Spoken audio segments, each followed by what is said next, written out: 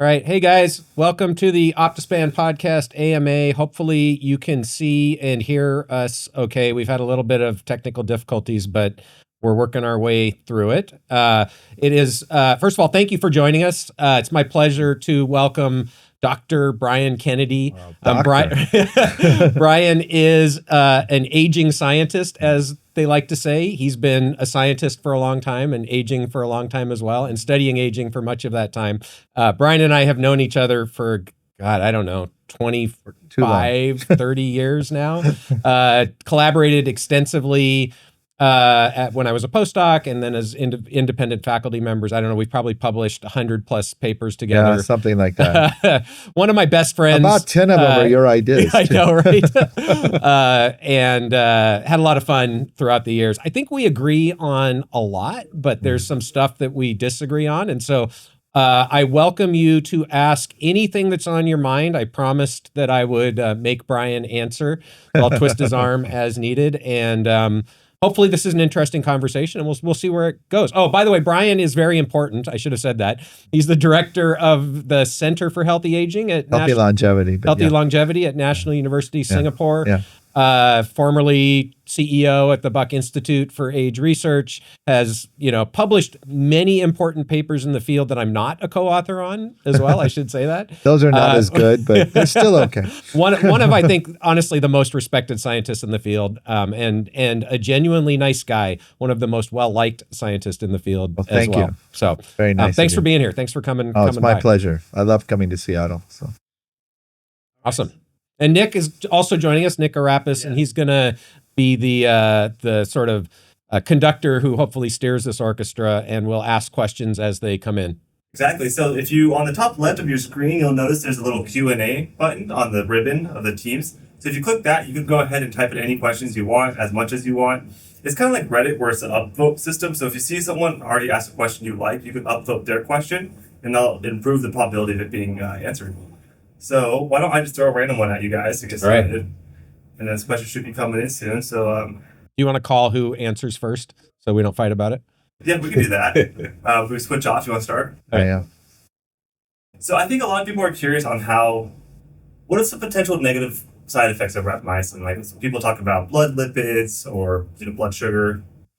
I think they're highly overrated. I mean, there are a lot of people that are taking rapamycin now on an intermittent dosing strategy, like once a week, 5 or 6 milligrams, and there's relatively low side effects. I think, there's some people get mouth sores, they go away. So there are things you can get in a mouse and in a human if you give very high doses of rapamycin. People that are immune compromised, maybe there might be issues, but I think for healthy people, done the right way, the side effects are much less than anybody would have forecasted before we were doing this. Yeah, I would agree with that. And I think, we have to be honest, we haven't had the sort of large randomized clinical trials at the doses that Brian's talking about. And for people who are sort of wondering what are the doses we're talking about, I think most people who are using rapamycin off-label are in the few milligrams once a week range, so between 3 and 12 in some cases.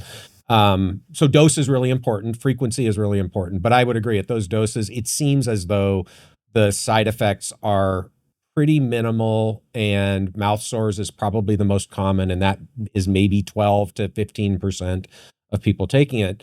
And I actually would be interested to know, Brian, what if you had to do like a back of the envelope guess, how many people do you think are taking rapamycin off label these days? No. 10,000? Yeah, I think that's probably ballpark reasonable, plus or minus an order of actually, definitely not minus an order of magnitude, possibly plus an order. Maybe. I mean, we've both taken it, so 2 at least. Yeah. Yeah, right. All right, so we got some questions coming in. So one of them is, I would like to ask about enhancing and improving cognitive performance as much as possible. What can we do to achieve this through diet, fitness, and overall lifestyle changes? Yeah, I mean, again, I think the obvious levers to pull are going to be the lifestyle levers. So we can talk about, potential supplements that you can take that might have cognitive boosting functions. But my view in general is those are going to be minor compared to eating a healthy diet, exercising regularly, getting good sleep, I think is particularly important. Or maybe a different way to say it is if you have poor sleep quality, that's likely to have a big impact on cognitive function. So those are going to be managing stress. stress is going to be important. And I think also, this is where doing some of the sort of more comprehensive biomarkers, particularly blood-based biomarkers, I think, again, if your essential vitamin levels are off, if your omega-3 fatty acid levels are off, that can affect cognitive function. If your hormones are dysregulated, that can affect cognitive function. So that would be kind of the other piece I would point to, aside from those key lifestyle factors, the pillars of health that we talk about: eat, move, sleep, connect. And one of the things I think we've not done a good job of in the animal model research is to look at cognitive function with a lot of these longevity interventions. I suspect some of them are improving cognitive function, not just in old animals, but in young animals too. And there haven't been enough. It's kind of hard to measure a lot of these things, so that's part of the reason why it hasn't been done. But I think we should emphasize more what's happening cognitively in the mice and the killifish and even in the simpler models. Yeah, I would agree with that. Great. All right. So next one up is what is your favorite biomarker of human aging to use as the endpoint in research? Oh gosh, I'll let Brian answer that. It's his turn to go first. And then I'm going to give you a self-centered answer. But before I do that, let me say that I think there's a lot of different aging clocks and biomarkers out there, and I don't think any of them are the definitive be-all, end-all measure of aging. And so I think the more you can measure, the better. Some interventions are going to affect some clocks and markers, and some other interventions are going to affect overlapping or different clocks. And so we don't know how to tie those things together right now. Recently, we're not the only ones to do this, but recently we published a clinical chemistry clock where we took NHANES data and tried to predict mortality 20 years out based on all of the things in the NHANES data set, which are largely questionnaires, medical exams, clinical chemistries like LDL, HDL, inflammatory markers, metabolic markers, all the things you already measure. And we were able to predict mortality extremely well and then extrapolate backwards to get a biologic age from that. And we're getting a lot of traction with that biomarker or that clock because it's actionable. When you go to clinicians in a hospital and say, we measured this in this individual and it's increasing their mortality risk. And the reason it's doing it is because of this principal component, which contains these inflammatory factors, and that's actionably treatable.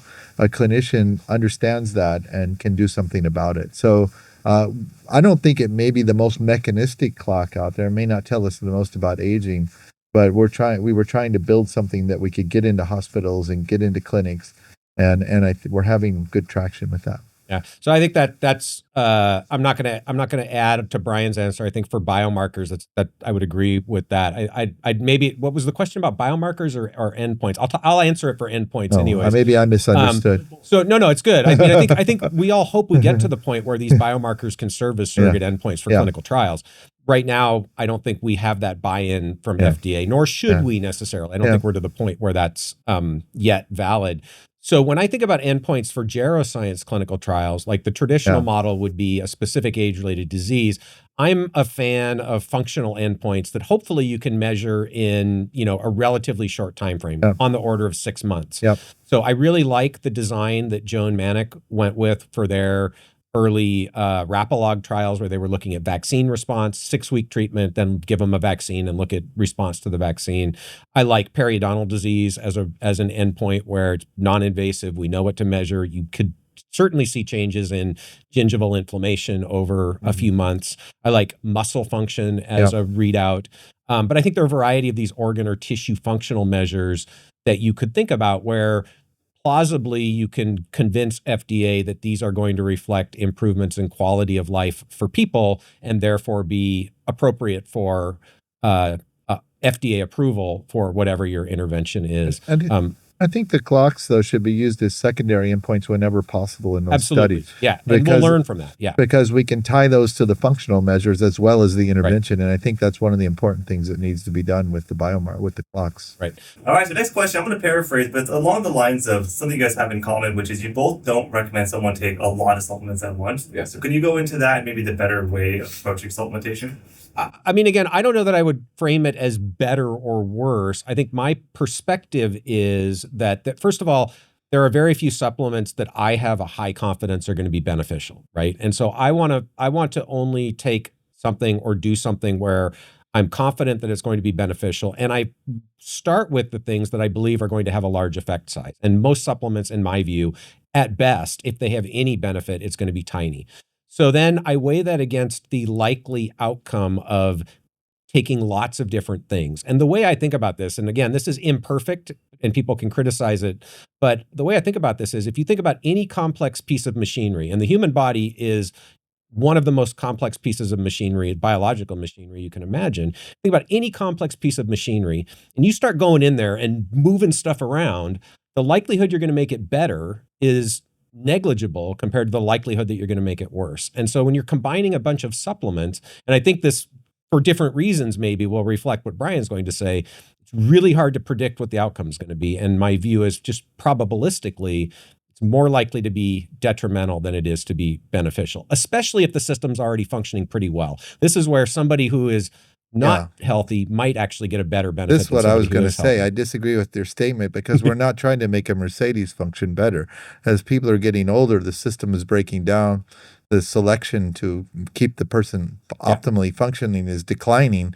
And so we're trying to improve a late-stage Chevrolet, not a Mercedes. But even still, in a late-stage Chevrolet, if you start going in and moving stuff around at random, the likelihood you're going to make it better is But I do think that some of these supplements will have a bigger effect maybe than you do. But I think the problem is that and at least the initial data suggests they're going to work better in people that are not aging well or that are older. And I wouldn't have guessed that necessarily going in, but that seems to be what's happening at the early.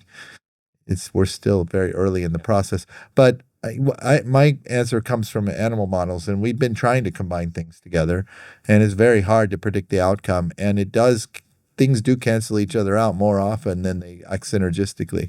And also, I would say that if you're going to do this, you're an experiment. Pay attention to what's happening and see if you can link differences in your behavior, your physical activity, your health in general, to particular interventions. If you're taking 10 different things, there's no way to know, what is causing what. Had the effect. And so I think it's treated as an experiment. Do one thing, maybe two. Go on and off things, see what changes, and be very cognizant of how you're changing. And if you can, measure biomarkers, whenever possible. And I'll just add, this is a little bit of a self-serving plug, but it's also part of the rationale for why we started Aura Biomedical, and Brian and I are both co-founders of Aura, so full disclosure. But I mean, we have actually measured the intervention space and the interaction space to a tiny, tiny fraction of what's out there. Like less, I mean, it's ridiculously small, the number of combinations that have been tested for lifespan experiments in any organism. And one of the, I think,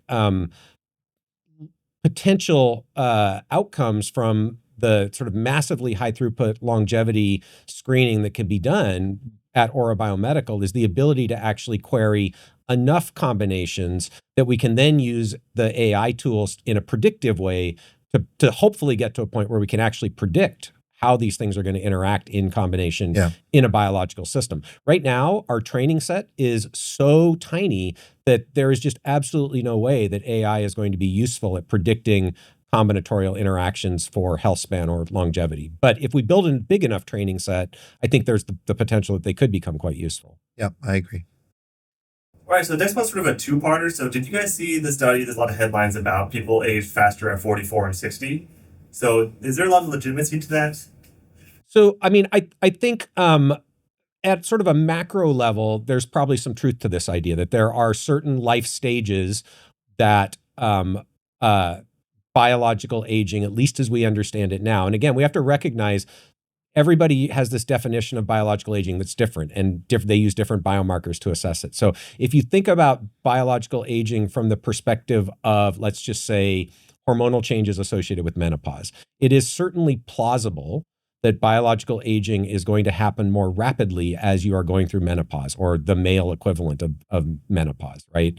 And that kind of fits with one of the life stages. Now, does it mean for every person it's going to be exactly 40 and exactly 60 or whatever the numbers were in that study? No, not at all. And in fact, I mean, menopause varies widely. Yeah, and I think people have criticized that study, and it's not a criticism of the way the study was done, but it's more the the data that was in the study and maybe the way it was interpreted or talked about in the media, because the way that that study was done, you actually can't conclude anything, I don't think, about individual age at which there are these maybe more rapid declines in health, which is really what we're talking about with biological aging, right? Yeah, I mean, I would say though that I think it's totally plausible that the rate of aging is changing at different points in the life Absolutely. course. And Peter Fedichev and Gero have done a lot of work on this and published some data on that too. So, But I do think it comes back to how you define aging. Are we talking yeah, about the molecular hallmarks of aging? Are we yeah, talking about disease risk? Are we talking about mortality yeah, risk?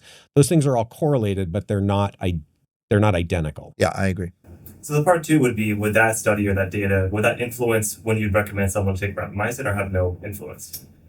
Um, that's a good question, actually. No, I don't think at this point, for me personally, first of all, I don't recommend that anybody take rapamycin. I think that's a personal decision with your medical provider. But no, for me personally, it doesn't influence that. Again, I think at the individual level, you're much better off focusing on your own health, your own biomarkers. How do you feel? How are you functioning? We'll probably talk about epigenetic tests. I would not use epigenetic, at least direct-to-consumer epigenetic tests as a measure of your biological age or aging process. But I think you certainly can look at health metrics and other biomarkers to assess more where you're currently at, and then whether the intervention itself is moving those things in the direction that you want them to go. Yeah, I think we just don't know when we should be taking things for aging at this And point. it's probably different for different interventions. I mean, For we have sure. in mice, we have a little bit of information for caloric restriction, for rapamycin, for a But couple of other drugs. even that is very small, Yeah. and rapamycin, you could argue maybe it'll work better later because of the mouse data and because of the anti-inflammatory effects. If you're young and don't have much inflammation, maybe it won't do much. On the other hand, there are studies of ovarian aging and fertility now that are suggesting that rapamycin may be good to enhance fertility in women as they approach menopause or have conditions that accelerate their ovarian Yeah. aging. And there have been some studies that have been done on rapamycin where they actually see many of the same benefits in young animals, right? Yeah. In terms of organ and tissue Yeah. function. And,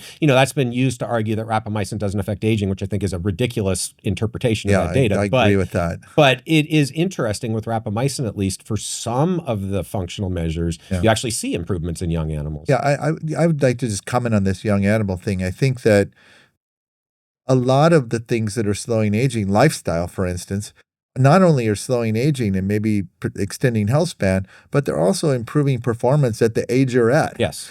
And there's a high overlap with that. So the drugs that are doing this are going to have the same overlap. And so just because something improves your performance or some measure when you're young doesn't mean it's not going to help with aging and longevity. Yeah, that's also, and again, I mean, I think the lifestyle case, sorry, we do this, we riff off each other, but I think this lifestyle. We don't need any more questions. This lifestyle example that's actually a really good one. Because if you think about exercise, right? Yeah. If you're sedentary and you've been sedentary for 10 years and you're 25 and you exercise, you're going to see a performance benefit. The same thing's going to be true if you're 65 and you've been sedentary for 10 years.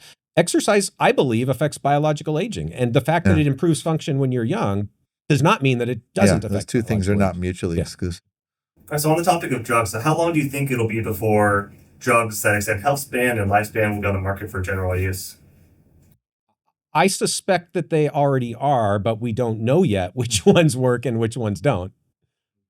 Yeah, I mean, going through a classical route where you're getting on-label, prescription of a drug for longevity is probably not happening that much, but people are prescribing things off-label and in other jurisdictions, and it's a lot of things are happening.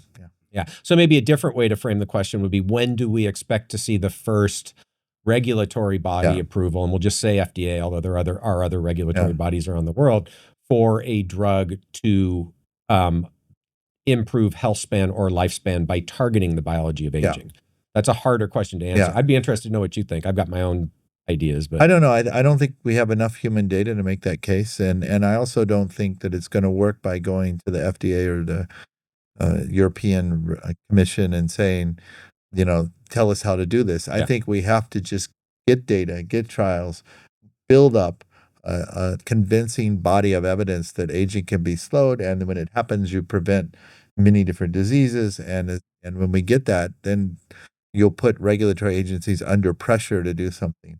These regulatory agencies are full of well-meaning people, but they're not hired to innovate. They're hired to regulate and respond. And so you have to give them something to respond to. And so I think that the more clinical studies, the more academic studies, community-based studies, the more data we can generate, the faster we'll get that regulatory response. Yeah, I agree. I think there's a couple of ways I could see this evolving relatively quickly. One is along the lines of what we touched on earlier, which are these shorter term endpoints. It's not going to be for longevity, but you might see a geroscience drug approved for periodontal disease or COVID response, or an endpoint that is shorter term, but everybody's going to know it was developed to target the biology of aging, and then you'll have a second clinical trial. Could also see something like the TAME trial, a comorbidity trial, but that's a longer term, much more expensive process.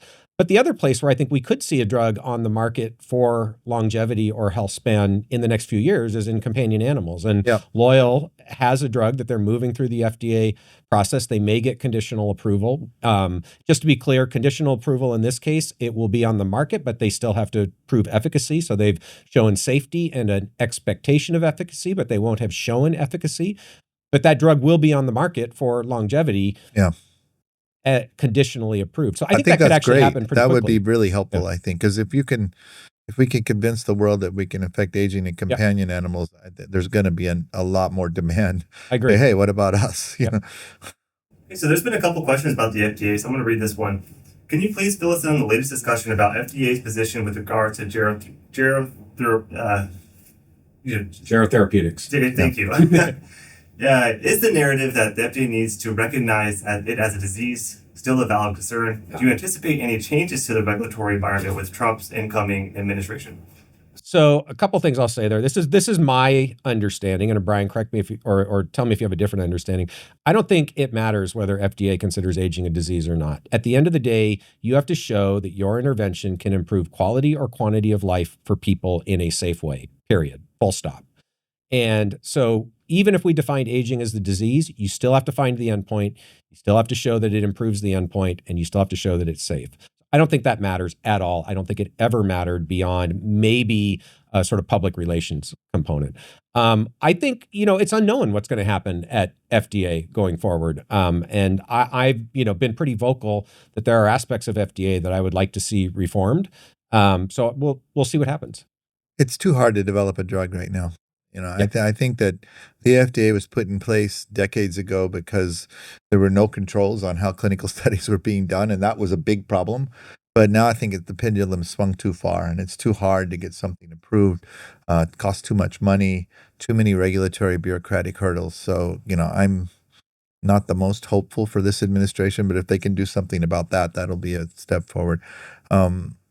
Also, and by the way, if anybody's listening, I've got lots of ideas, so I'm happy to tell you all about them. The other thing about that is that, I think that we get too bogged down in whether aging is a disease. Some of the best drugs, on the most profitable, successful drugs on the market, are treating risk factors for disease.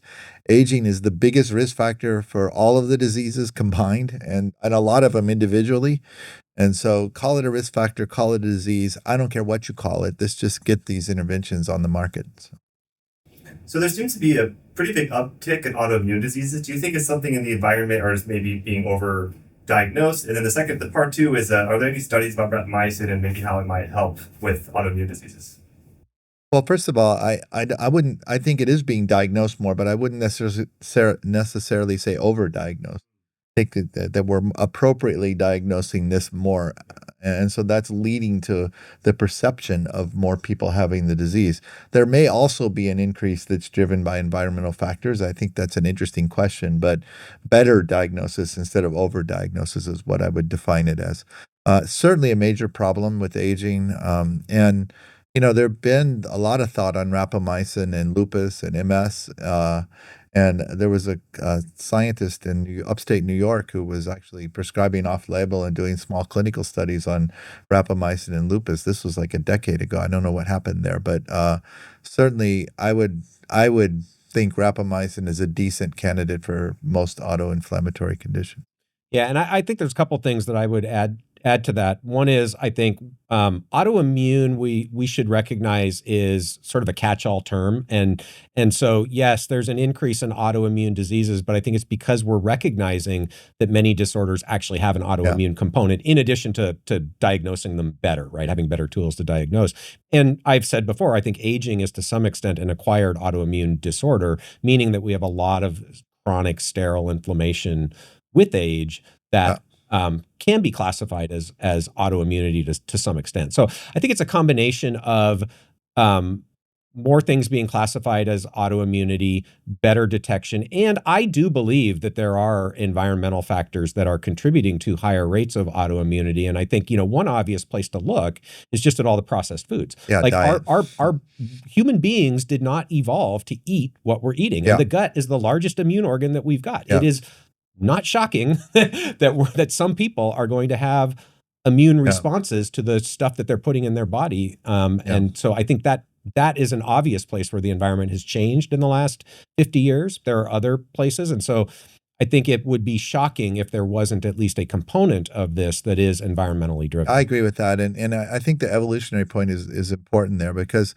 more and more data is suggesting that we don't have any breaks for overnutrition. So, our bodies are highly evolved to deal with fasting, because that's most of what we encountered throughout our evolutionary history. Overnutrition is exceptionally rare throughout evolution. And I think what happens is that when people start eating too much, it's like a spiral. And then they're eating like 60% more calories than they should, but their body is readjusting to need that, to assume that it needs that many calories. And so I think that's why dieting is so hard, because you have the perception after you've done it for a while that you really need to eat that much. And so it's hard to not eat that much. And so I think that the obesity problem is largely because the humans have not evolved to deal with it. So you guys have been agreeing a lot. Is there something you disagree on in this field? I'm sure there are lots of things. Alcohol? Yeah, we could talk about alcohol. I don't know that we really disagree on it. I think we may have different feelings on, I don't know. We can talk about it. So, my view on alcohol is that certainly in laboratory animals, I think the data is pretty clear that low dose alcohol can. And by that you mean ethanol, right? Ethanol, yeah. Sorry, right. We'll be specific here. Can increase lifespan in multiple different animal models. And in people, there is epidemiological data that says that a little bit of alcohol, being 1 maybe to 2 drinks a day for all-cause mortality, results in lower all-cause mortality than not drinking at all. I think the flip side of that is that for most people, or at least many people, it's very difficult to have 1 drink a day and stop. And so it becomes a problem, and ultimately has a net detrimental effect on health span and lifespan for many people. But that's probably a reflection of the human psychology and biology and the social environment that we live in and everything else that's going on.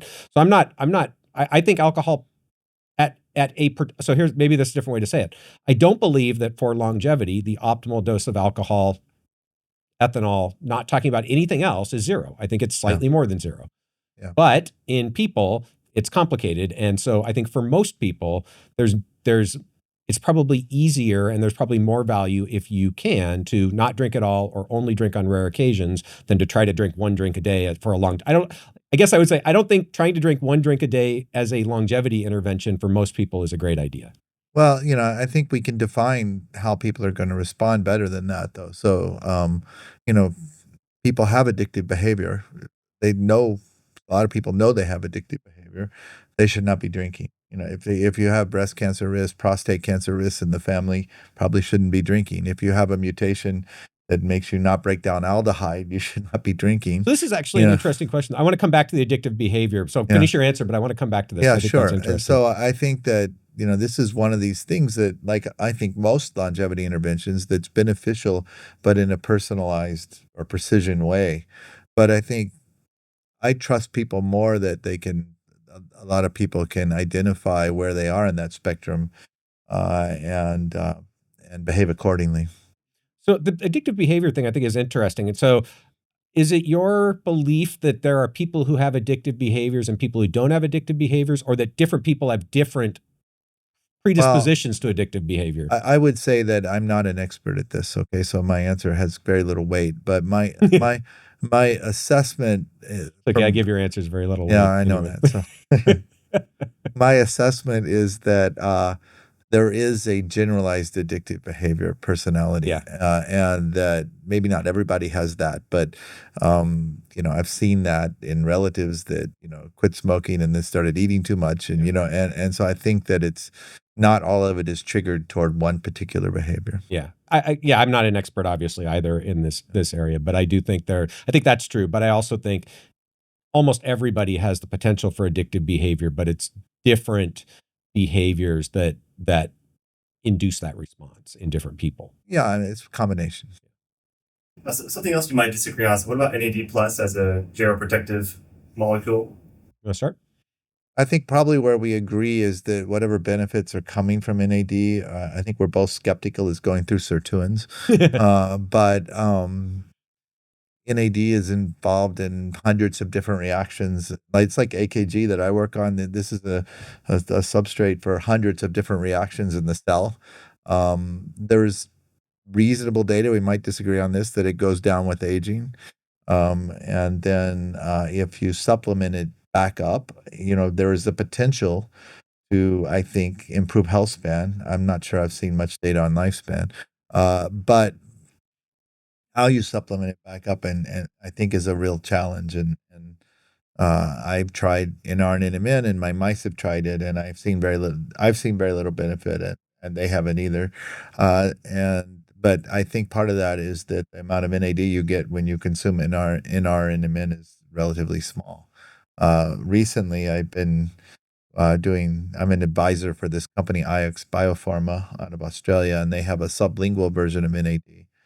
And when I take that with the Rejuvent AKG product, which I'm also an advisor for, Got to make sure you talk loudly enough so people can hear you. Yeah. I've done a lot of the research for Ponce de Leon, which that makes Rejuvent. But anyway, when I take the two things together, I do notice clear differences in endurance, performance, and cold tolerance, of all things. I don't know if that's good for aging or not, but it's something I see.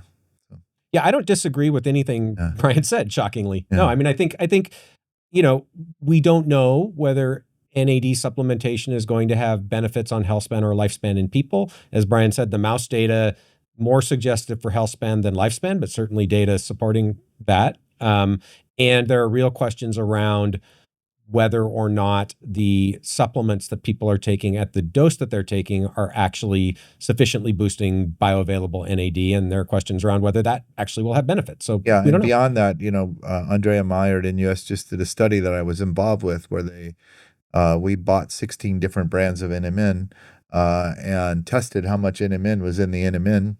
And in 4 cases, it was 0. And in several cases, it was much less than what was stated to be in the product. So that's another challenge in the supplement space. Issue, but yeah.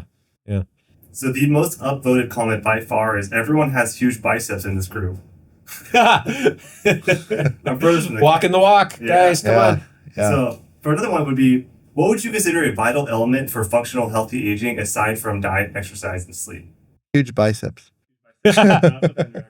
Connect. I mean, those are the 4 pillars, right, that we talk about: eat, move, sleep, connect. I mean, I do think this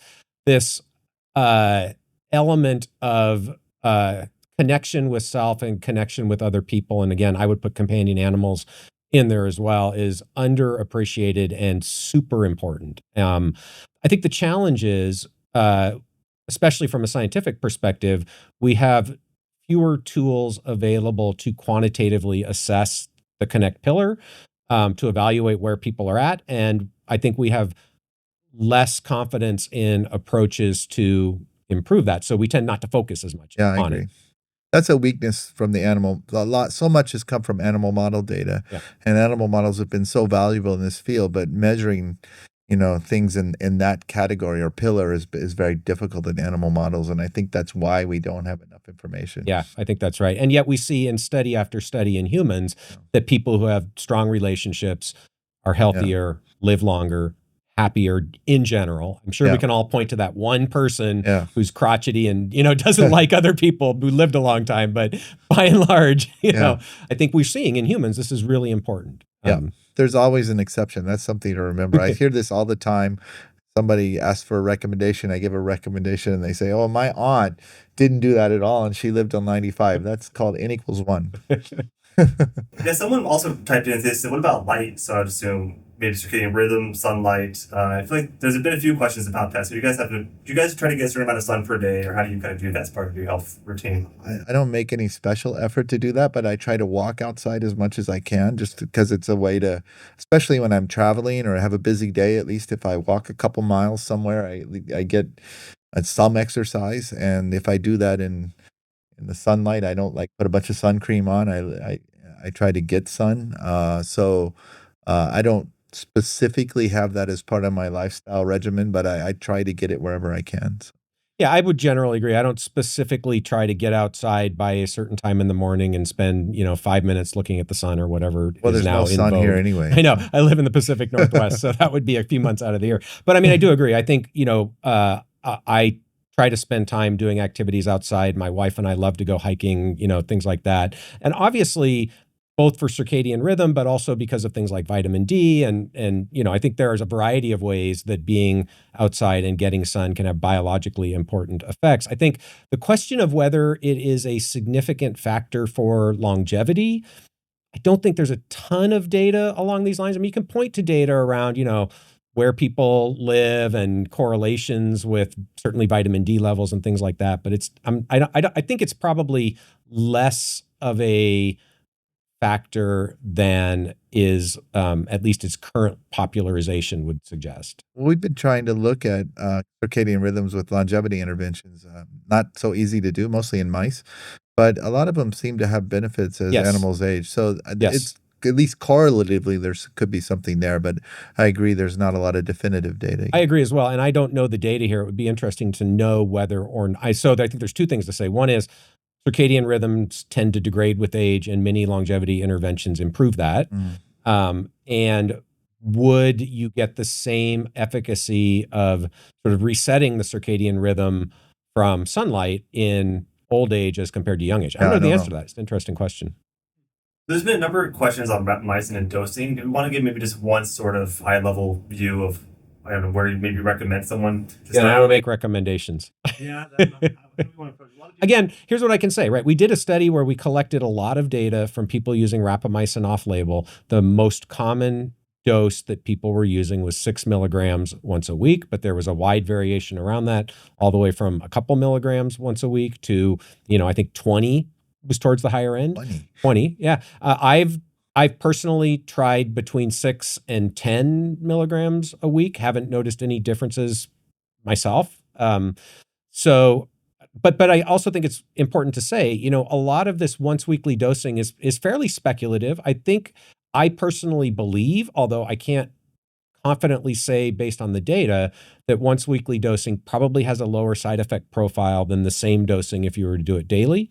And there's reason to believe, and Brian can talk more about this because he's done research on it, that once weekly dosing may be more effective at inhibiting mTOR complex 1 without chronic inhibition of mTOR complex 1 affecting mTOR complex 2, which people believe is associated with some of the side effects. Yeah, I think that's true. And also there's just data from pharmaceutical companies that haven't been published suggesting that letting the trough levels of the drug come down minimizes side effects. And so I think that's where a lot of that, the animal data plus that information. And that may or may not be mTORC2, but yes, when you have the quantitative data that says if you bottom out the trough levels, side effects go down. And there are companies now that have different rapalogs that are more specific to inhibiting mTORC1. And it'll be really interesting to see what happens to longevity if somebody. Why don't we have that data yet? This is a frustrating point for me. Because they're biotech companies and they have to study disease. That's the problem. That's a big challenge in this field still. I understand why companies have to do that. Companies I'm involved with do that too, but it really hampers the ability to get longevity data with new molecules. Do you consider melatonin a gero-protective molecule? No. I mean, I guess I shouldn't say that I consider it not a gero-protective molecule. I'm not convinced it's a gero-protective molecule. Yeah, I agree with that. I think that if somebody, again, I think if you look at these pillars that you talk about, and I agree with that if somebody's having super sleep disorders, or if they're having major jet lag and traveling a lot, then it probably does help those people with aging. But whether it generally affects aging or not, I don't know. Which I guess maybe this is an interesting question: is what does it take for us to be confident that a molecule is a gero-protective molecule? Right? Like, I think a lot of the drugs that we take are longevity molecules for people that have defects in those pathways. Sure. Because they're not only preventing the disease, but I think they're also slowing aging in those people. Metformin is an example of that.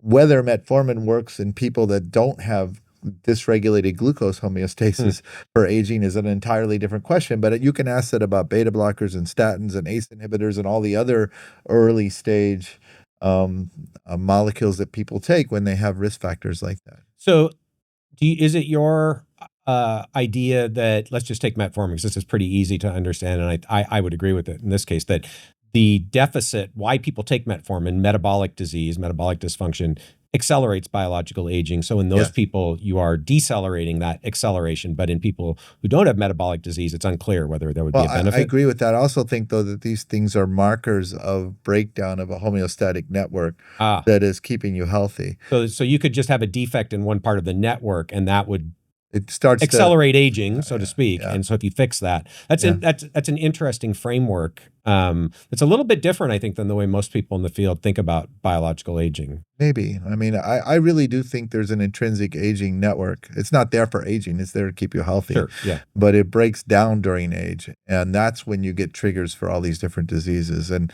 I think the true longevity interventions are working on the network, not on the downstream disease. I would totally agree with that. I think this idea that you could have a defect in one part of the network and that would have the effect of accelerating the aging process at the whole person level, it's interesting. I buy it. I mean, it makes sense, but it's an interesting sort of different way of thinking about it. It triggers one path, but it also, triggers or contributes to a breakdown of a bigger network. Yeah.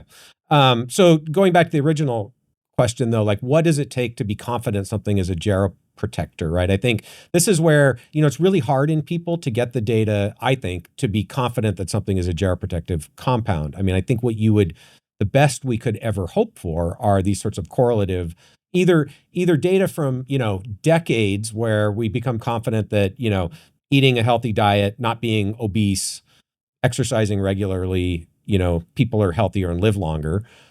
Or you can point to these sort of correlative things like was done recently with the UK Biobank, where they look at prescription medications and say people taking this medication versus health-matched people, they tend to have lower all-cause mortality or alcohol consumption. But again, those are people that need those medications. I agree. Yeah, so it's a different population. Yeah. But you try to compare them at least to health-matched people as best you can. This is what I'm saying. It's imperfect. But those are people that have problems and aren't taking. You don't feel great about that case, yeah. which is why why so often I default to the laboratory organisms when I'm talking about, is it targeting the biology of aging? Because there I think we can actually get to a point where we feel confident. And so what I tend to think of is I am pretty firmly in the camp that I am not going to be convinced something is a gero-protective agent if it doesn't significantly increase lifespan. I know people disagree with that. I know people will say it's important, it can target the biology of aging, improve health span, and not increase lifespan. Maybe. I haven't seen it. Yeah, I'm not convinced. I want to see things that robustly increase lifespan. But that's different than saying you have to see lifespan extension to believe it. Believe what? Well, you're saying that you might get health span without lifespan. I think that's possible. It's possible, but I don't think I would go the other way. What I don't think is what I've never seen is lifespan extension without health span extension. Sorry, that's what I meant.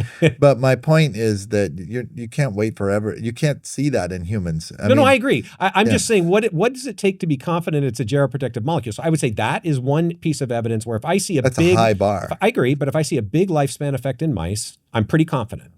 That's not the only way I get there, but that's the easiest. I agree that in mice especially, that's a key parameter. Or we want to see that it's affecting multiple hallmarks of aging and preferably multiple health span or disease metrics associated with aging. But I also think a gero-protector cannot be, a true gero-protector is going to affect the network and keep people healthy longer generally. It's not just targeting one thing. One thing. Yep. So you talked about a gero-protective molecule touching on multiple aspects of the hallmark of aging. How many does rapamycin target? Do we know? I mean, the challenge with rapamycin is in the literature, you can find a connection to anything. So all of them. Yeah, all. The answer's all. But I think the evidence for some of them is weaker than the others. I'd say, again, I'd have to go through, and really go through this, but I've done this exercise before, and it's like at least 9 of the 12, there's a ton of evidence for. And then 3 of them, you're like, there's a few things, few studies you can point to. But there's also direct and indirect, and as we're trying to combine molecules together, I really think these hallmarks become entrained to each other because they're connected. Yeah. And so you hit some node in the network, which may be closer to one hallmark, but then you preserve the network and you get benefits on all the hallmarks, which are indirect. Yeah.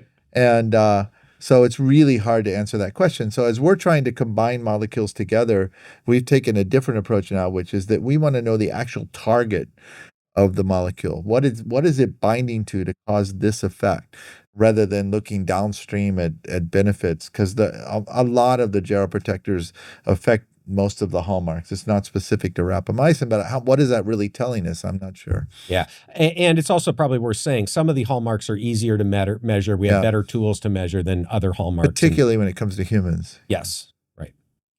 So what conferences would you recommend to attend in 2025? What are the most important venues for discussing groundbreaking discoveries in geroscience? Maybe any you two will be at next year? Yeah, it's a good question. Burning Man? Brian's going to probably be at all of them. He travels all over the place. I mean, look, so I think it depends on what you're looking for in the conference, right? So there are conferences that have pure basic science feel. There are conferences that are a mix of science and industry. There are conferences that have practicing physicians, but very little science. So I think it really depends on what you're looking for. Some of them are difficult to get into. Some of them are very expensive. Some of them are wide open. I personally, have been and continue to be a big proponent of the American Aging Association and the annual meeting of the American Aging Association. It's going to be in Anchorage, Alaska this year in May. I will be there for sure. So, I haven't been invited since you got involved in that. I'm not involved anymore, actually. My job as chair and board member on AGE, I did my time. I've let other people have the career development opportunity of playing that role. But it's a great organization, so I highly recommend that meeting. It's pretty basic science focused, although there is some clinical, a fair amount of translational, but it's going to be science, and it's not going to be as much industry focused as some of the other meetings. I like ARDD. It's kind of crazy now. There are 900,000 people, another 5,000 online. It's chaotic, and there's talks all over the map in terms of clinicians and companies and scientists. But I think it's a good place to go sort of see the circus. I like the Dublin conference. I don't get invited back more because I think I pissed Aubrey off by being a little too blunt. But I'll help you out with that next year, man. Sorry, Aubrey, if you're listening. Just kidding. But I do think I actually pissed you off. Martin, if you're listening, pay attention. So I feel like this actually is a good segue. So Matt has been very vocal about the need to strengthen the credibility of the geroscience and avoid promises that cannot be backed by evidence. Are there other leaders in this field advocating for rigorous science and down-to-earth promises? Has Matt ever been criticized for this approach? Go ahead. You tell me who's criticized. No. Has anyone not criticized? No, I'm joking. I think what Matt's doing is super important because somebody has to stand up and say what Matt always says what he believes. It may not always be right. I think most of the time it is, but people need to do that. And I think it's great that you and I think I also am saying what a lot of other people believe, but for a variety of reasons aren't comfortable saying publicly. Yeah. But I also think most of the people in the field are actually trying to do the right thing. I don't think this is a field that's overwhelmed by snake oil. I think there are a few people that are maybe more driven by other things besides what the science says, and that's unfortunate. But I actually feel like the field's in a pretty good place. I think that's true on the science side, on the scientist, the basic scientist side, and translational scientists as well. I'm less convinced. Although, again, I think we always have to be careful not to assume intentions, right? Yeah. You have to go by behaviors, right? Yeah. But I'm less convinced on the some of the industry side, particularly direct to consumer. Yeah. I think biotech's a whole different thing. Yeah. I'm generally think most of the biotechs in the field, although there aren't a lot, are really good, doing good work, doing important work. I do worry a lot about misinformation on the internet. And so this is where I think what we call the field has expanded quite a bit. Like, or people who identify themselves as part of the longevity community has expanded quite a bit. You talk about ARDD. This is totally apparent at that meeting, right? Yeah. It used to be a science meeting. Yeah. Now it's like everything under the sun. Well, and it's continuing to expand, and I think in the right way, that's good. Like we're having a meeting on the physics of aging in March next year, which you're coming to, and yes, that's another meeting I'll be at. And the reason I think that we wanted to do that was because, look, all of a sudden with the advent of data and AI, aging is becoming very theoretical, which is good. But the theoretical physicists are way beyond most of the aging people in terms of how to make theoretical models. So we're trying to bring those groups together now to have ideas. And I think along those lines, I've talked quite a bit about needing to start looking outside the lamppost that everybody's looking under at the hallmarks of aging. And that's a really important approach to doing that. Yeah. Right? I also want to say something that's going to sound self-serving, but I'm using it as an example. And we talked about this yesterday, but I think it's worth saying again, is that when you read the literature from a supplement company or a natural product company, you need to be reading it for the right things. If it sounds too good to be true, it's probably too good to be true. And we published this paper with Ponce de Leon Health and Rejuvenate a few years ago. It wasn't the best clinical study. It was users of a product taking a methylation test baseline and 7 months follow-up, and they saw a reduction in biologic age. And we wrote in the abstract, this is not the best design for the study. It's not a placebo-controlled study.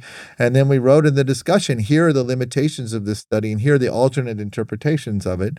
And so we tried to be transparent about the strengths and the limitations of the study. And when you read a study like that, it doesn't have to be that one, there are others too. When you read a study like that, you should take that as a positive, not as a negative. When you read a study that says this is perfect, and it, and everything is great and it works, and there's no really good description of what the potential limitations are, most of these natural product studies, there's not enough money to do them right. And so they're done without a lot of controls because the companies generally don't have $100 million to do the study right. And so they need to acknowledge that. And if they're not acknowledging that, that's where you should be a little bit nervous. All right. So how much confidence do you place on quotations real-world evidence collected outside the context of randomized controlled trials? Would real-world evidence for a supplement/drug demonstrating improvements in age-related outcomes in thousands of normative aging individuals be enough to convince you it's gero-protective? This is related to what we were just talking about. I think that there's a lot of value in these studies, but we have to take them for what they are. They're not definitive. On the other hand, I think encouraging community-based studies and real-world studies, getting people to participate, collecting data in the best way possible, and analyzing it with state-of-the-art statistics and maybe AI can yield either meaningful answers or at least define the real questions that can then be addressed in the clinical studies. Yeah, I would agree. And I would add, this is, again, I think evolving for me personally. I'm putting much more weight into real world data than I am clinical trials compared to 5 years ago. And I think you have to, obviously it's more challenging to get high quality real world data. And it's never going to be to the same level of quality that you get from a well-conducted, randomized, placebo-controlled clinical trial. But people need to recognize clinical trials are often done with, I don't want to say sometimes terrible design, but often, small problems in the way it's designed or executed. They're not perfect either. Clinical trials get stuff wrong all the time. And usually I would say they err on the side of missing a real signal because of the way they're designed. So people just need to recognize clinical trials are, yes, the gold standard, but they are not perfect. And I do think that real world data, if there's enough of it and you can have confidence in the quality of that data, can trump clinical trials, in my view. So I would believe real world data that is high quality on thousands of people over a clinical trial done on 48 people, right? I generally agree with that. Okay, so what are your thoughts on HRV significance as a potential biomarker and strategies for increasing it? I'm honestly not a big. I don't put a lot of weight on HRV as a biomarker of health span or lifespan. And I will be honest, I'm not and I haven't done a deep dive on the topic, but what I've seen doesn't convince me that this is the most important biomarker to be paying attention to. And I'm certainly not going to weigh that over other biomarkers that I think are more informative. I agree. I'm not an expert, but I also, I don't understand it. You know, there's so many people that I know that are healthy, have a really good biomarkers, biologically And just to be clear, you understand what it is measuring, just don't understand what the link is. I don't to, understand, like, you know, people have health. low HRV and they get really worried about that, but all their other markers look good. Right. There are other, I suspect there are other reasons you can have low HRV than just, you know, signs of deleterious function. And I think more generally speaking, I agree completely. You said it more eloquently than I did, as usual. But that's what I was trying to say. But I think also this is a specific example of a general case where there are biomarkers that I think become overweighted in popular culture compared to what they actually tell you. And I think the epigenetic, especially, again, the direct-to-consumer epigenetic tests are another example of this, where a lot of people spend a lot of time thinking about those tests and trying to modify their lifestyle or their supplement stack based on these tests. What you should be really paying attention to is, are you healthier? We have a lot better ways to know that than a direct-to-consumer epigenetic test. All right, so what's with all the hype around olive oil in this space? It feels like people sell olive oil. They talk about it quite a bit in terms of it being healthy and gero-protective. Anything there? I mean, is it okay, so again, what does it take to convince you that something's gero-protective? Is olive oil in and of itself gero-protective? Yeah. I don't know. I haven't seen any data to really make me believe that. It's better than other forms of oil. Is it a relatively healthy food choice compared to what a lot of people are eating? Yeah. Why are people selling it? Probably because they want to make money and other people will buy it, right? There have been a lot of these things like strawberries and blueberries, and there's some evidence. Don't bash blueberries, man. I like blueberries and strawberries and olive oil, but you know, I think that they're in this category of, you know, maybe they provide some benefit, but I don't know if I'd call it a gero-protector. Well, today I ate olives. The one thing I don't get is, why do we skip the olives and go straight to the oil? You know. Anyway. All right, so if you eat like 1,000 olives a day, you might live forever. Yeah, okay. I'm going to write that down. Is it Kalamata versus black versus other types of olives? I like the green ones. But I see the green ones. Does exercise impact telomere length? I guess part 2, does anything impact? I mean, again, you can find data in the literature to support that and many other things. I don't know that the data is what I would consider particularly convincing. And I don't know that I really care, to be honest with you. Like, we already know exercise works. Yeah. So, but also, how much do you believe telomeres are driving aging? I mean, I think they're one of the hallmarks of aging. If I had to, like, if somebody like put me against a wall and said, rank the hallmarks of aging in importance, telomeres would probably be towards the bottom. How much do you value it as a biomarker? I don't use it as a biomarker, but that is in large part because I don't know that there are highly quantitative ways to measure individual telomere length, right? I mean, they exist now, but they're certainly not practical to do on large numbers of people. So are you two planning any human clinical trials on rapamycin? You know, people are aware of Brad Stanfield's current, trial that he's running.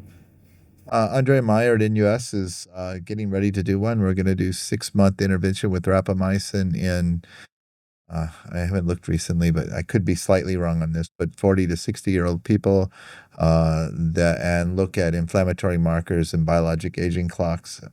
And then generally on these studies, we do a chase period where we take people off the compound and see if there's a reversion afterward.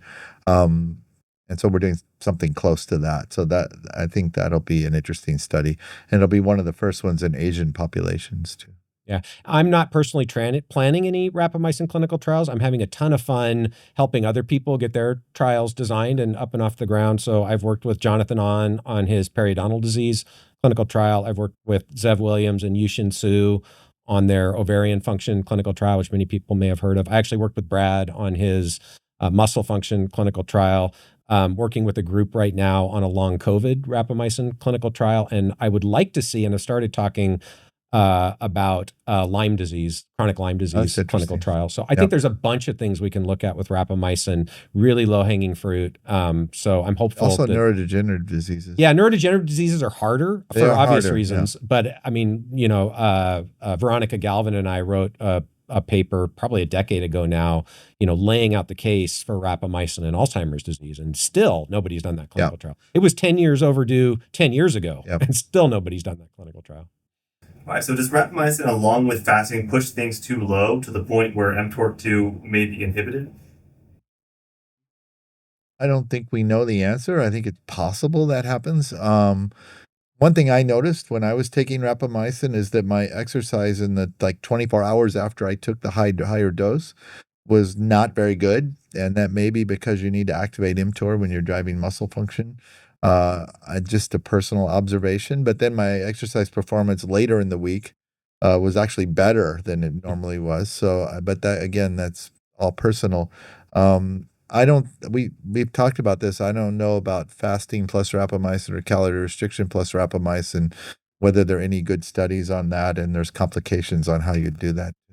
Yeah, I mean, I think we honestly don't know the answer here. And again, I would leave the mTORC2 piece out of the equation because Yeah. we don't really know that We don't know that mTORC2 is either. I driving the agree. side Yeah. effects. But I would say, you know, fasting is a potent inhibitor of mTOR along Yeah. with about 10,000 other things. Yeah. And so when you combine that with the same dose of rapamycin that's a potent inhibitor of mTOR complex 1, you're going to get more potent inhibition of mTOR complex 1. And can you push that too far? Absolutely. And I'll say something that I think you will agree with, that I don't think there's any debate about the centrality of the mTOR pathway in aging. And one of the things that's convinced me is that every time we find a new drug, screening for a million different ways, not looking for mTOR inhibitors, it ends up inhibiting mTOR. And we have a study on gemfibrozil, which is a fibrate sort of, and we found the real target for this drug is dipeptide transporter. It's blocking amino acid uptake in the gut, and the first thing it's going to do is inhibit mTOR through a different mechanism. So we just keep coming back to mTOR every time we find a new molecule. I'm not saying it's the only driver of aging, but I think it's certainly a central driver. Well, which again, you know, coming back to this idea of an underlying network, right? That mTOR is part of, and maybe one of the key nodes, right? Is it the case that everything we know about that potently modulates lifespan today in laboratory animals targets some aspect of that network? I think that's a really interesting question. My intuition is that at least most of the things we know about today target that network, if not all of them. I agree with that. And again, I think this is part of the reason why we need alternative approaches to get outside of what we already know about, that everybody's studying, and understand what else is out there that we don't know about.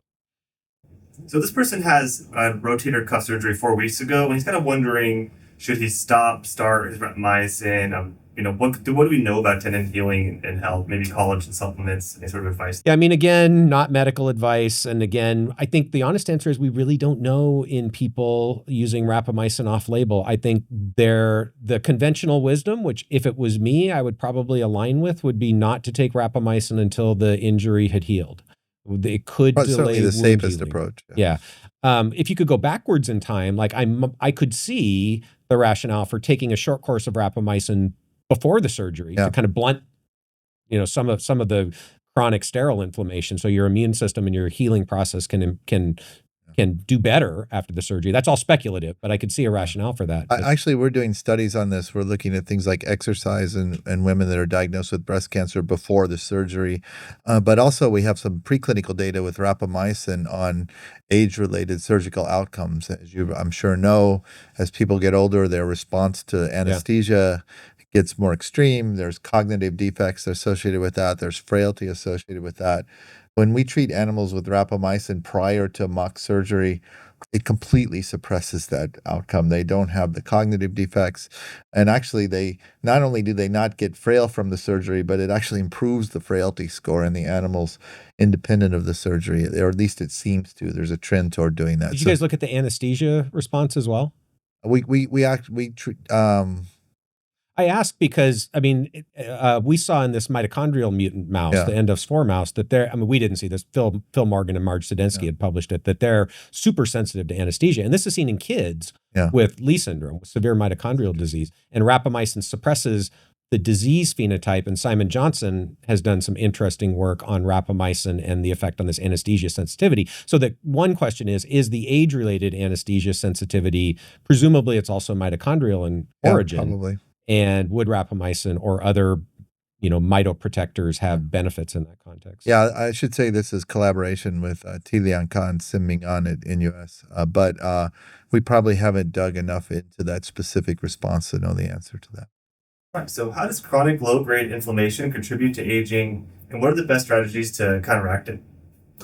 Yeah, I mean, again, I think you can make a reasonable case that chronic sterile inflammation contributes to many functional declines and diseases of aging. And there's this concept of inflammaging. Do I think inflammation is everything in aging? No, but it's a big part, especially in mammals and in people.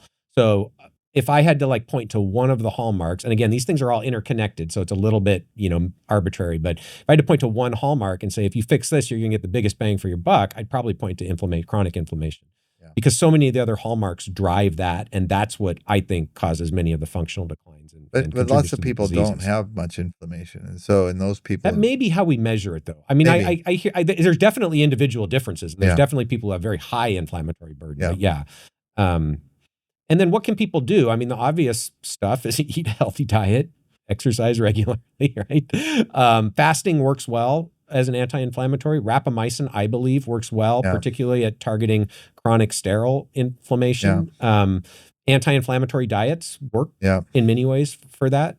So I think one thing that and again, I'm by no means an expert in immunology. One thing that I do believe is that a general anti-inflammatory is not going to have a robust effect on chronic age-related inflammation. So an NSAID, for example, is probably not going to do the job. But I think that with coming back to mTOR, these two things are so highly connected. You have, elevated inflammation that drives expression or activity of basal mTOR activity. At times when cells should have mTOR off, it gets turned on, and that happens with aging, and inflammation drives that.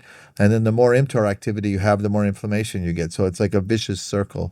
And so I think a large number of interventions intervene and sort of block that circle.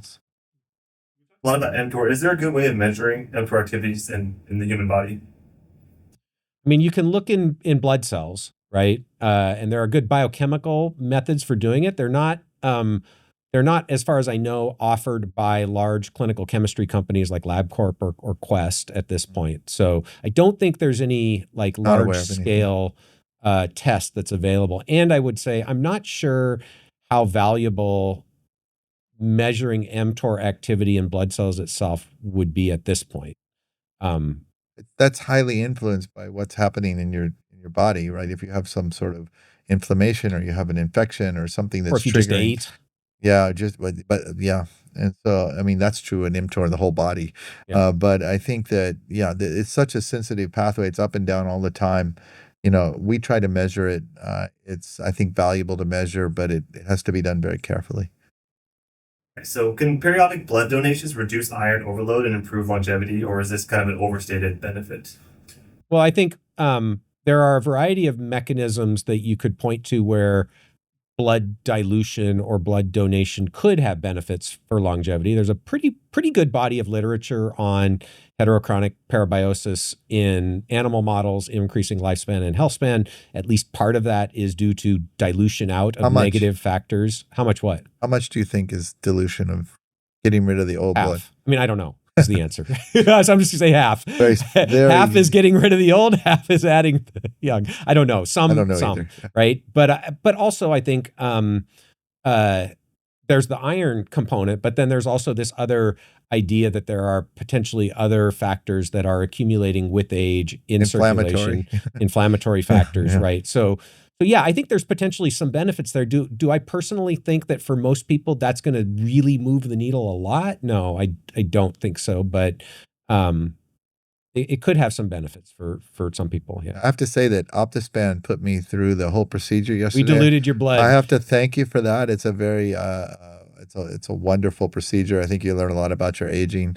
I learned I'm probably not going to die tomorrow, which is good. But in fact, you haven't yet. But they took a lot of my blood, so I think you're helping me live longer just by taking so much blood, Matt. We did not, by the way, put young blood back in. We want to talk about that? Is there any data on that? Well, again, in mice, I think it's pretty clear. I mean, again, there's lots of studies, different quality, different magnitudes of effect, but I definitely believe that heterochronic parabiosis, which for people who maybe aren't completely familiar with that term, simply means surgically connecting a young circulatory system with an old circulatory system. Improves health span, increases lifespan in the old animal, decreases health span, shortens lifespan in the young animal.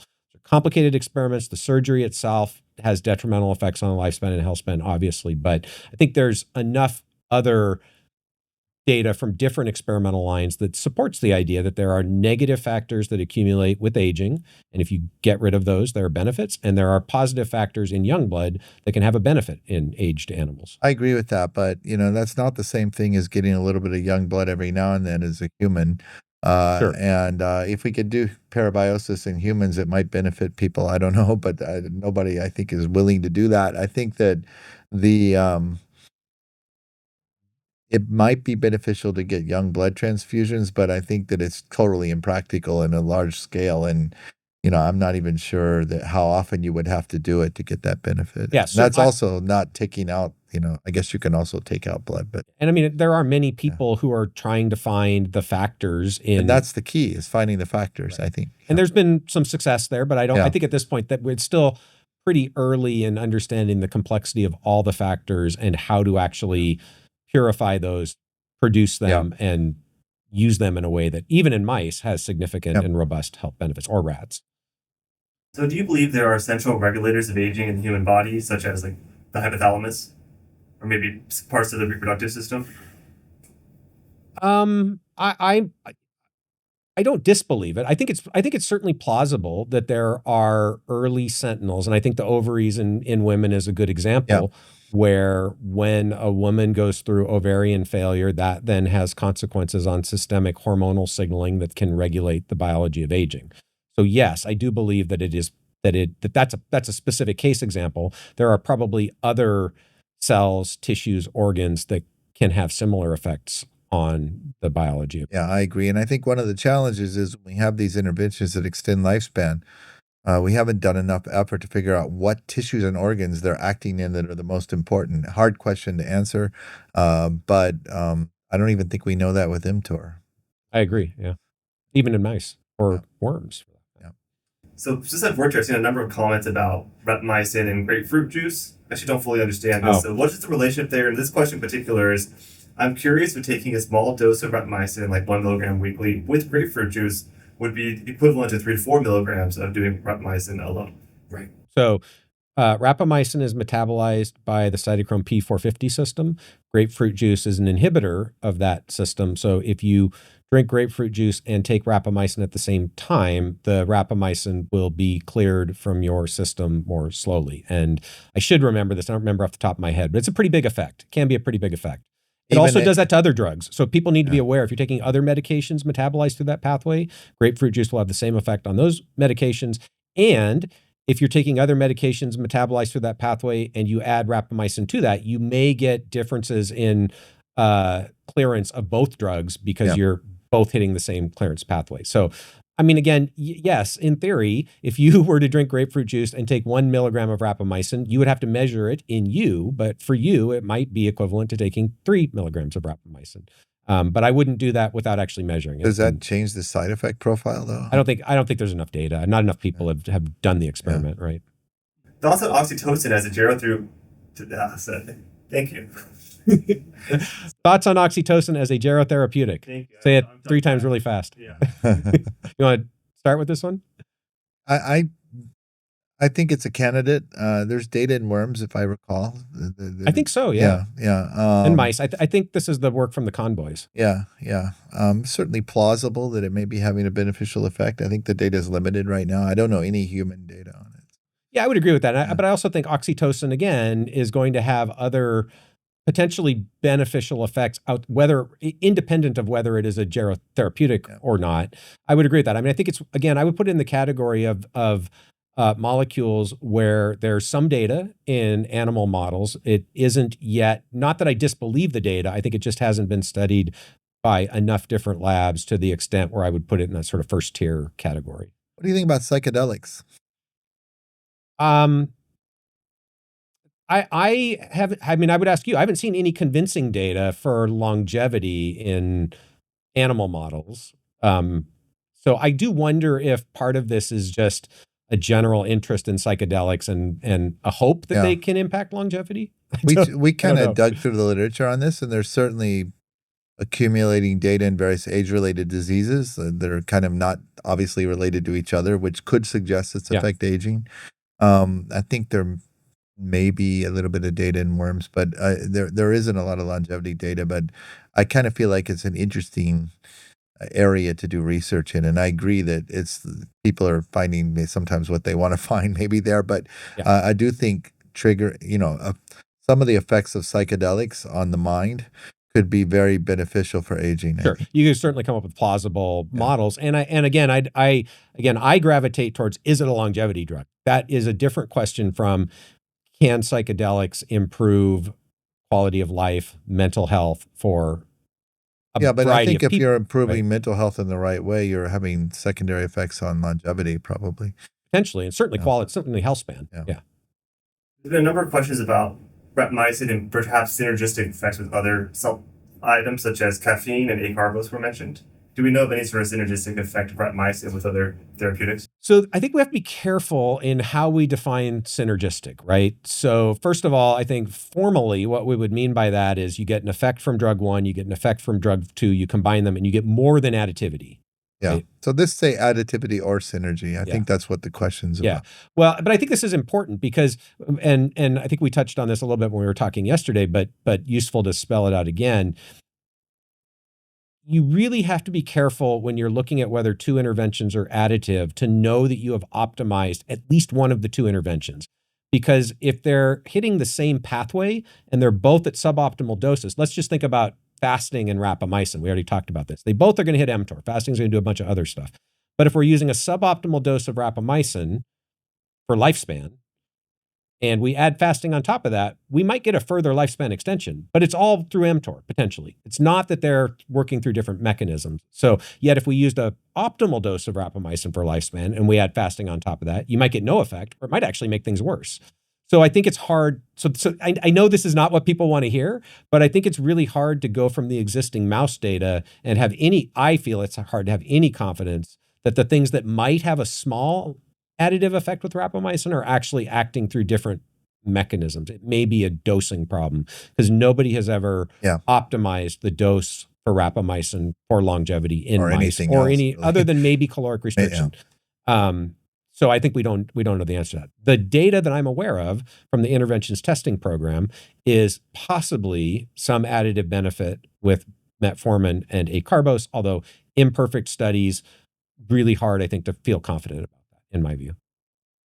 All right. So here's one. So if you had unlimited funding to start a longevity company with 5 of your favorite scientists, who would they be? Oh God, we're going to get ourselves in trouble now. It would have to be 2 of us. Right. Clearly, we're going to be in the company. Maybe a different way to say this is: who are some scientists in the field that you really respect? Right. Well, I think that answering that question, I think you would want a clinician on board that you really respect, that really understands, the clinical practice as it relates to, I don't know about geriatrics, but maybe, metabolism or cardiovascular. Depends on what the company is, though, right? Depends on if it's a drug development versus clinical facing company. So, to me, I work a lot with Evelyn Bischoff. It's great working with her. I get I think she's wonderful at treating patients, and so she has perceptions that I'm not available to get access to. And our chief medical officer, George Haddad, pioneer in this space. And also, I think, one interesting person would be Lee Hood, or somebody who's had that. I mean, Lee is a visionary in sort of personalized medicine with a systems biology perspective. Not a true geroscientist, and I don't think he would identify as a geroscientist, but somebody who's thought a lot. I love working with them. These are all just personal relations we have, but I love working with Peter Fedichev. I think he's one of the deepest thinkers in the aging field. And he and Jan Gruber and I work together a lot. See, the problem with doing this is anybody we leave off the list is going to feel slighted, right? I mean, again, from a personal perspective, Brian and I have both close friends with Yushin Su. We traveled all throughout Southeast Asia for a few years with Yushin. Steve Ostad's fantastic. There's a bunch of people in the field who are really, really good. And so I don't want to feel like because we've left people off the list. We could go on all day with this. And also don't ask us who we would not put in the company, because then we're just going to get maybe we ourselves should in just trouble. go on all day, and then if we get far enough down there, you can figure Yeah, out the who people we didn't we don't talk about are All right, so here's an interesting one. So I'm very interested in the science of hypoxia. Exposure to hypoxic conditions, high altitude, is very common in professional sports, and it boosts EPO and ergo the blood's ability to carry oxygen. This in turn improves endurance and VO2 max, which are positively associated with longevity. Do you guys want to start from there and continue, or want me to finish it? My understanding of all of that's true. I'm not an expert, but I think that it's certainly athletes do that, and they even have like houses that have been built at low altitude that resemble high altitude, and actually athletes live in that to improve their performance. So that part I think is clear.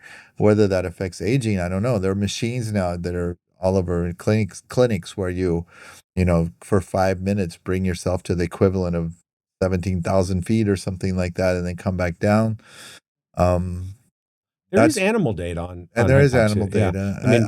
I think the hyperbaric chambers in a way are doing the same thing. And one of the arguments for how they work is you take the oxygen levels up, but then when you go off of it, there's a rapid decline back to normal.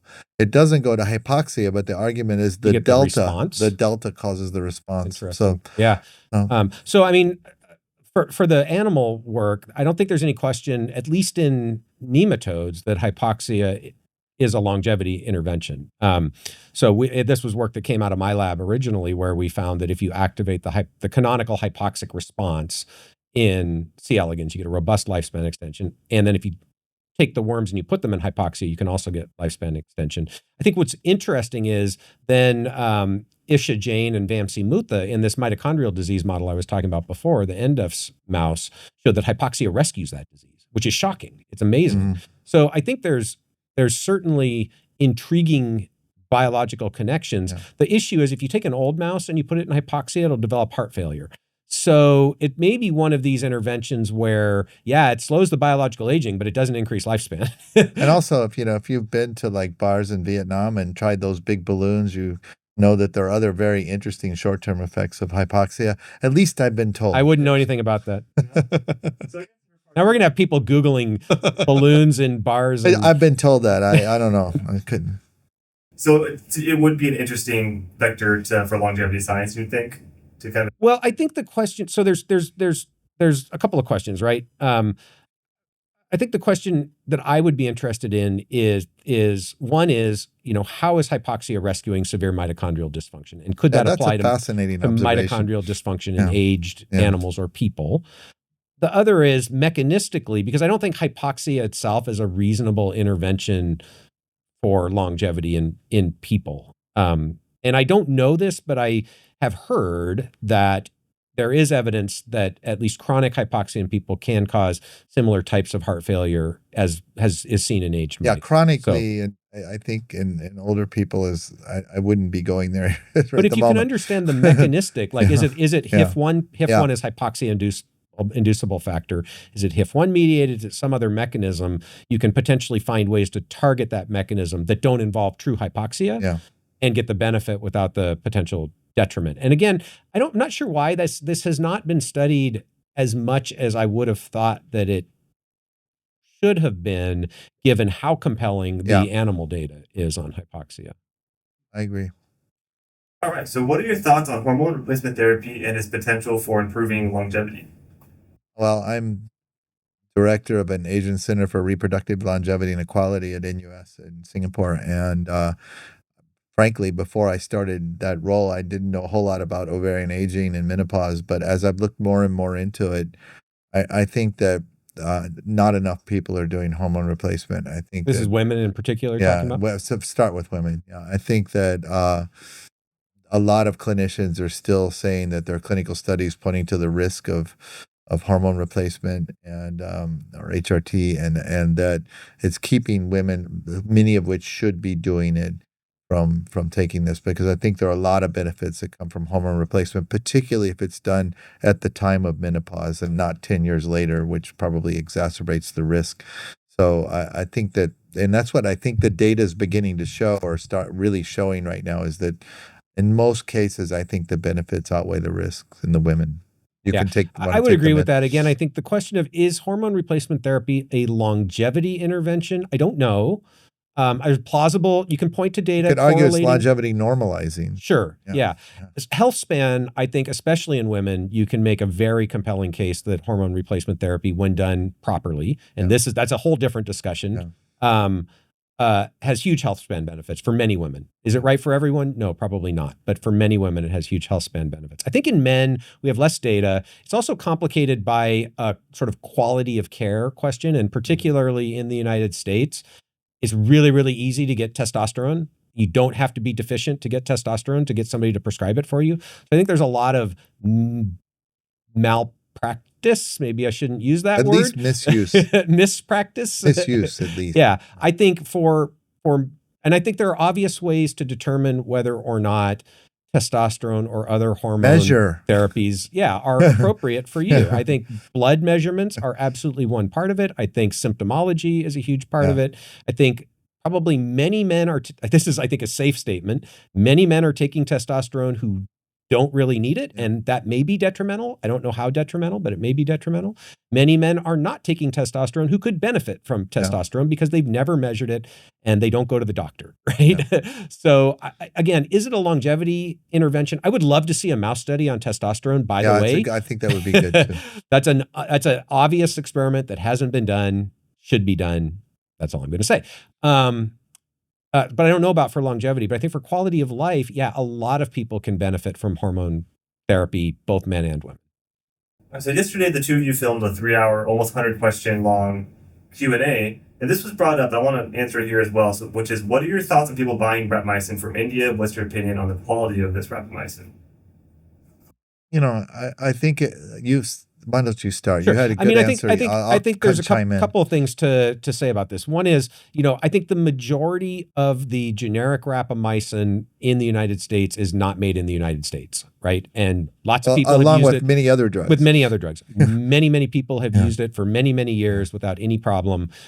These companies that make the encapsulated generic rapamycin are required to comply with the same regulations that companies producing these drugs in the United States are required to comply with. I think it's a different question if you are buying rapamycin powder from India and adding it to your Cheerios, or getting it from a compounding. I actually knew a guy who did that. Apparently it didn't taste very well, by the way.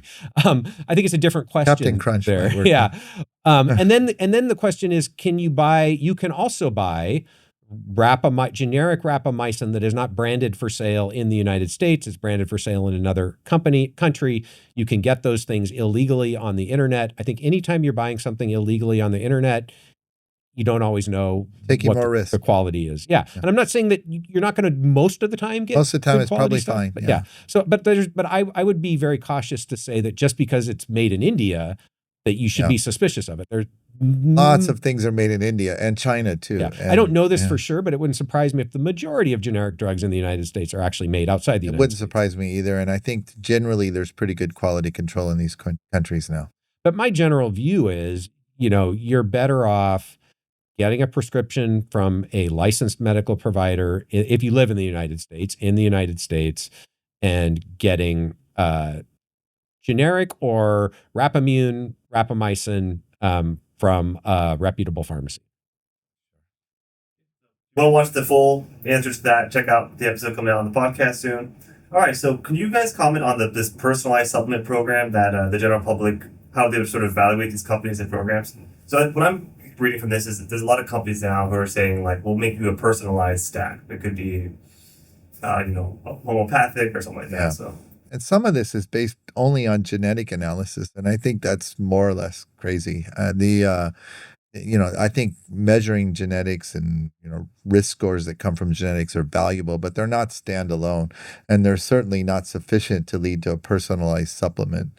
And I generally haven't worked with companies that make these supplements that combine lots of things, but it doesn't mean that it won't work for people or most people, but I'm like, you have to test it. You can't make the assumption that 7 things together are going to be good without even testing it. They all 7 of them may have some benefit on their own. That doesn't mean putting them together is going to get additivity. We've talked about that. I think also I don't think we can truly do personalization for supplements right now for longevity. We can't even come close for longevity or anything else, honestly. I think there are select cases where you can have tests where you're deficient in a supplement and supplement to that. But my general view is, first of all, I am highly skeptical of companies that are selling both the test and the supplements, and they're telling you to take the supplements based on the test that they're selling. I would stay away from companies that do that, period. And if they are, they should at least be doing a wide range of testing, not just genetics. Yes. Yeah. Yeah. I mean, I think if they're recommending supplements and you get the supplements from a different company, that's a different question. But if they're making money off of both the test and the supplement, that to me seems like a conflict of interest that I would be concerned about. And I would say, I don't know. There's a variety of these companies out there doing this a whole bunch of different ways. So it's hard to generally say it's all nonsense or it's all BS. But I will say my view is if they are giving you a panel of tests and then recommending a cocktail of supplements that is more than 2 or 3, it's going to be based on a combination of science and either misinterpretation or other. And also, you should get together with 5 friends and all try it and see if there's really any different. But whether it's 10% science and 90% other stuff, or 50% science, 50% other stuff, it's going to be all over the map. So I don't know of a single company doing this that I would point to with confidence and say that's a good algorithm, or I would use that. I just don't think the algorithms exist yet. But we're doing a new experiment in the lab. We're just getting ready to start. I mean, thinking about it for a while, and it's not an easy experiment. What we're setting up is a mouse longevity spa. And so what we're going to do is take mice in, let them get to 1 year old, and then try to evaluate each mouse as its own mouse, and try to come up with, we're going to keep it simple. We're going to take 5 different interventions and try to pick the one that's most likely to work in that mouse, wait 3 months, measure again, and then either stay on it or switch to a different one and keep switching them. And then see if we can beat something like rapamycin given to the mice starting from a year of age. I'm not sure we will. I think it's an interesting question whether we can even do this in a mouse where we have everything controlled in the same cages under the same conditions. I'm still not sure we can do personalized longevity at this point. I hope we can. Yeah, we're getting close to the end. So if you have any last questions, please put them in the chat and I will hopefully get to reading those. So one more I want to read is, should the ITP be evaluating healthspan metrics in its studies as well? It is convincing enough to see 15% lifespan benefits for a drug if we do not have the context of improving cognition, muscular function, etc. Yes, and yes. I think it's a good question. I think a lot of this comes down to resource allocation, right? So if the ITP was to do that, people need to recognize they would probably be able to test 1/3 the number of interventions. I don't mind if we fund them at a higher level. I agree. Yeah. So I mean, I think there's a pragmatic piece that people don't always appreciate, that the budgets for these projects are limited and often limited by bureaucratic reasons that, I personally think are not justified, but that's the way it is. So, of course, it would be better to have healthspan metrics. It would be better to have as many healthspan metrics and molecular metrics as we could possibly get. There's a trade-off in the number of things that can be tested versus what you can actually do. And I will say, I'm on one of the panels for the interventions testing program that helps select which interventions get tested. The last few years, we've had more good candidates, in my view, than we had slots to test. Yeah, I was on that panel much earlier, and it's in the ITP, and in that case, we were really struggling sometimes. Yeah, I think that has changed. Yeah. So I would not personally, again, assuming that the resource allocation doesn't change, advocate for testing fewer things and looking at more healthspan metrics. The current model is, if the ITP gets a strong positive on lifespan, then those things can be tested by the ITP or by other labs for a variety of different healthspan metrics. So I think that it'd be great if they could incorporate a few things at least, though, because I think right now it's just too heavily focused on lifespan. Yeah. Well, at least one of the sites, Jackson Laboratories, has a really, really good healthspan assessment protocol. And I think they are starting to build some things in, but you do have to be a little bit careful because, and I mean, you know this, Brian, but you want to make sure that whatever you're measuring isn't going to impact lifespan. Yeah, right? No, that's for sure. If you're doing anything really invasive, you need a separate cohort, which costs a lot more money. That's one of the reasons we use that Howlett Frailty Index It's not because maybe it's the most and mechanistically informative about aging, but it's something we can do with the mice that is minimally invasive and doesn't affect their survival. All right, so here's one. What's enough protein? I feel like people talk about that. Like, make sure you Probably get enough what you're eating is protein enough. that gives you massive bicep. No. I mean, again, I think I would focus it more on, are you achieving the body composition goals that you are after, and do you feel satiated, right? I mean, again, I don't think there's obviously there's no one right answer for different people. And also the quality of the protein matters and what else you're eating, right? So I think if you're talking about protein consumption in the context of an overall healthy diet, that's very, very different than high protein in the context of a processed food diet. Right, yeah, and I think if you're eating a lot of protein, you need to be using those amino acids. If you have circulating amino acids chronically, there's a lot of risk that comes with that. So I think that has to be matched to your activity, your exercise. And you're right. What else you're eating, most people are eating so many calories, they're probably getting too much of everything.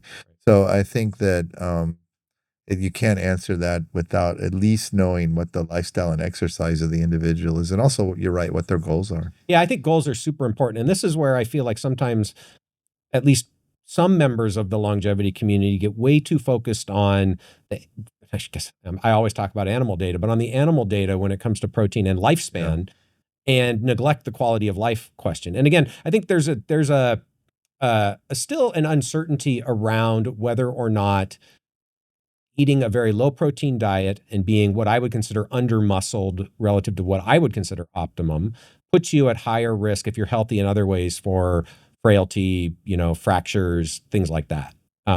I think that that's probably the case, and I would rather err on the side of having more muscle, higher bone density, even if my risk of, say, cancer is a little bit higher from eating a high protein diet and exercising regularly. But I can see a reasonable difference of opinion there. And so you have to align with what your goals are, how you feel. Are you able to do the things that you want to do in your daily life? And that's gonna be different for different people. I mean, I think the animal data is, a little bit contradictory to the protein thing, because most of the animal data suggests that if you keep isocaloric diets, it's high carb, low protein that's associated with longer lifespan. But these are relatively sedentary animals in a very protected environment. It's different from humans. And I mean, and you're right. And in that nutritional geometry experiment where they looked at like a bunch of different diets with a bunch of different macronutrient ratios, in general, lower protein, higher carb, longer lifespan, except the diet that gave the longest lifespan was really, really high in protein. So it's not a universal. And I should say those are complex carbs, not processed sugars. Yeah, right. Not Twinkies. Don't pick on Twinkies. Not ding dongs. Snickers bars. By the way, guys, bananas are fruit masquerading as Snicker bars. So any closing thoughts or questions you might have for each other, or maybe me? No, just kidding. No, I just think this is fun. We should do it more often. I agree. I mean, I think a general, even though I tend to sometimes come off as a little bit critical and cynical of the field, I think we both share a general optimism for where the field's going. I think we feel pretty good about the progress that has been made over the last couple of decades. I think we certainly would both agree that from a resource allocation perspective, aging research has been underfunded historically, and still is, continues to be underfunded, especially on the academic side. So hopeful that is starting to change. The momentum is building. I think there's a lot of promise for the future. Still have a ton to learn, and so I would like to not see so much overconfidence that we're close to solving aging. But there's a lot of reason to be optimistic that we can have a big impact on quality and quantity of life for a lot of people. Little effects on health span are huge economic effects and huge quality of life effects. We don't have to solve aging to cause a medical revolution. Absolutely. Yeah. Awesome. Thanks, Nick. Great job. Yeah, thanks. Thanks. That's great. All right. Thank you. Thanks for watching the Optispan podcast. And we'll do this again at some point. Next time we get Brian to come on over to Seattle and anytime join the podcast.